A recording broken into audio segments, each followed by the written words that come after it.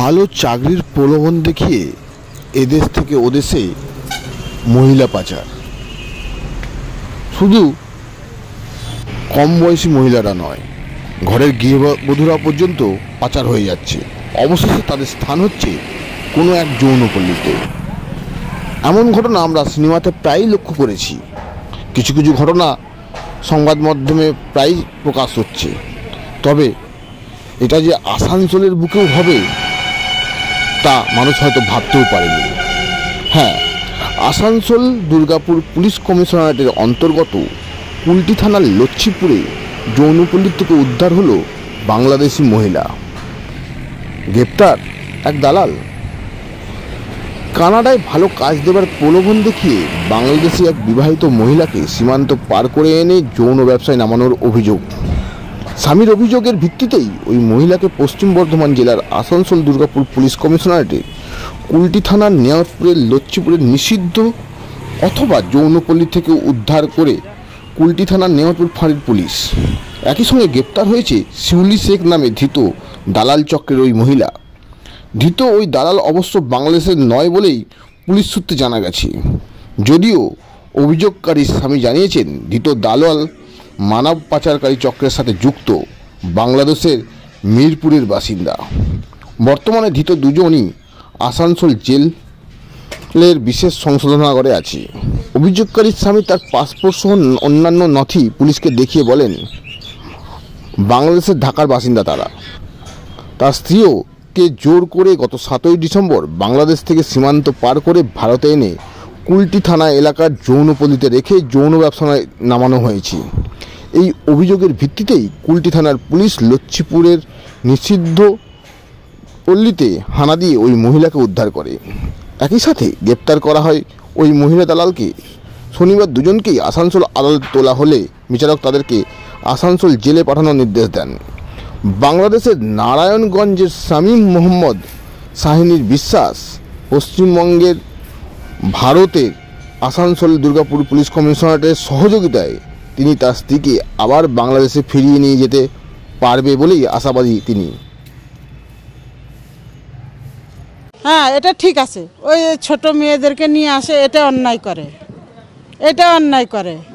ঠিক আছে, নিজে আসে নিজের পেটের জন্য, বয়স্ক মেয়েরা, ওটা ঠিক আছে, কিন্তু বাচ্চা মেয়েদেরকে নিয়ে আসে, ওটা অন্যায় করে। একজন স্বামী এসছে তার স্ত্রীকে খুঁজতে, বউকে খুঁজতে, এবং খুঁজে পেয়েছে এবং তাদেরকে পুলিশ ধরে নিয়ে গেছে।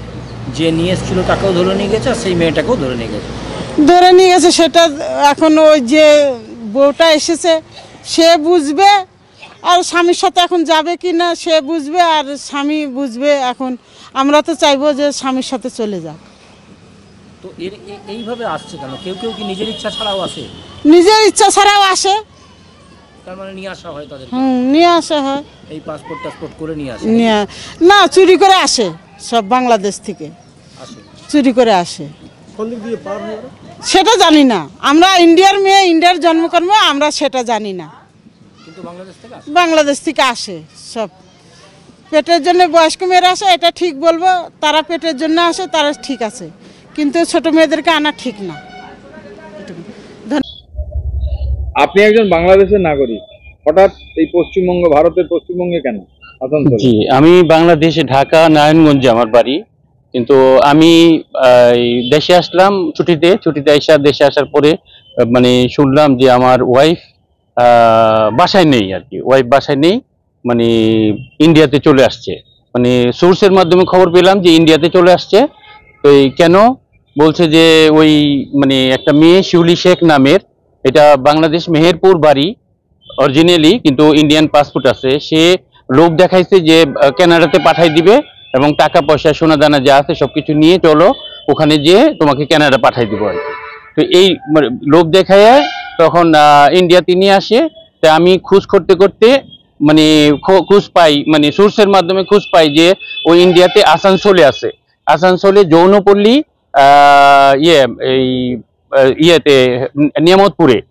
তো যখন এখানের খবর পেয়ে সব অ্যাড্রেসগুলো নিয়ে আমি বাংলাদেশ থেকে ওই বেনাপুল বর্ডার হয়ে হরিদাসপুর বর্ডার হয়ে আমি সরাসরি মানে এই যৌনপল্লীতে আসি, এই আসানসোলে। নিয়ামতপুরে। এসে আমি মানে কনফার্ম করি যে আমার ওয়াইফটা এখানে আছে কিনা দলালের মাধ্যমে। তখন মানে দেখলাম যে হ্যাঁ আমার ওয়াইফ আছে। তারপরে আমি কমপ্লেন করলাম আসানসোল কমিশনার অফিসে এবং এসবি অফিসে, এডিশনাল এডিসি এসবি অফিস, আর নিয়ামতপুর কুলটি থানা নিয়ামতপুর ফাঁড়ি, মানে সেখানে কমপ্লেন করার পরে কমপ্লেনের ভিত্তিতে ওই শিউলি শেখ মানব পাচারকারী আর কি, সে প্রতি মাসেই সে মানব পাচার করে ওখান থেকে মেয়েদেরকে ভুলে ভালাইয়া মেয়েদেরকে নিয়ে আসে, টার্গেট করে নিয়ে এসে এই যৌনপল্লীতে এনে বিক্রি করে এইসব খারাপ কাজ করায় আর কি। এই জন্য পরে এসে যখন পুলিশকে কমপ্লেন করলাম, ওই কমপ্লেনের ভিত্তিতে পুলিশ যে ওই যৌনপল্লীর ভিতর থেকে আমার ওয়াইফকে এবং ওই যে দালাল যে মানে মানব পাচারকারী যে চকর, সে শিউলি শেখ, বাংলাদেশ মেহেরপুর বাড়ি তার, সে তাকে মানে সহ অ্যারেস্ট করে আর কি। তখন আমি আসছি এখানে ন্যায় বিচারের জন্য, এবং আমি জানি যে মানে আমার ভরসা এবং আছে বিশ্বাস যে ইন্ডিয়ান গভর্নমেন্ট এবং আমাদের কমিশনার সাহেব, যে এডিসি সাহেব এবং পুলিশ ডিপার্টমেন্ট আমার সাথে ন্যায় বিচার করবে এবং এখানকার আসানসোল কোর্ট ন্যায় বিচার করবে। এই হিসাবে আপনি কি আশা করছেন যে আমি চাচ্ছি যে মানে কোর্টের রায়ের উপরে নির্ভর করে আর কি, আমি চাচ্ছি যে আমার ওয়াইফকে মানে যা করায় বেল করায় আমি মানে বাংলাদেশে নিয়ে যাব এখান থেকে, মানে এই থেকে এই দুষ্কৃতির থেকে বাঁচাই আর কি। জানা গেছে কি কানাডা মানে পাঠানোর জন্য জি ইন্ডিয়ান পাসপোর্ট বানিয়ে কানাডাতে পাঠাবে বলে। এখানে ইন্ডিয়ান পাসপোর্ট কেন বানাচ্ছে? মানে বাংলাদেশি পাসপোর্টের ভ্যালু কম, এইভাবে বুঝাইছে আমার ওয়াইফকে যে তুই তো লেখাপড়া তেমন জানে না, কিন্তু বলছে যে তুই ইন্ডিয়ান পাসপোর্ট বানাইলে ইন্ডিয়ান পাসপোর্টকে ভ্যালু দেয় বেশি কানাডা আমেরিকাতে, তো তুই মানে কানাডা যেতে সহজ হবে আর কি, আমি ওখান থেকে পাঠাই দিব, মানে এই বলে। আপনার নাম? কদিন হয়েছিল? এই গত 7 তারিখে 7ই ডিসেম্বর নিয়ে আসছে এখানে। আচ্ছা, একটা দিন পর আপনি আসবেন? জি জি জি, আমি 13 তারিখে আমি ঢুকছি আসানসোলে। লোড ছিলেন এই নিয়ে? জি এই আমাদের বাংলাদেশেও ফতুল্লা থানায় আমি কমপ্লেন করছি, হ্যাঁ ওখানেও কমপ্লেন করছি। কমপ্লেন করার পরে তারপরে আমি এখানে আসছি। আপনার নাম বলুন। আমার নাম মোহাম্মদ শাহিন। ঠিকানা? আমার ঠিকানা হয়েছে নারায়ণগঞ্জ, এই হাজীগঞ্জ, নিউ হাজীগঞ্জ, নারায়ণগঞ্জ, ফতুল্লা থানা, ঢাকা, বাংলাদেশ। জি।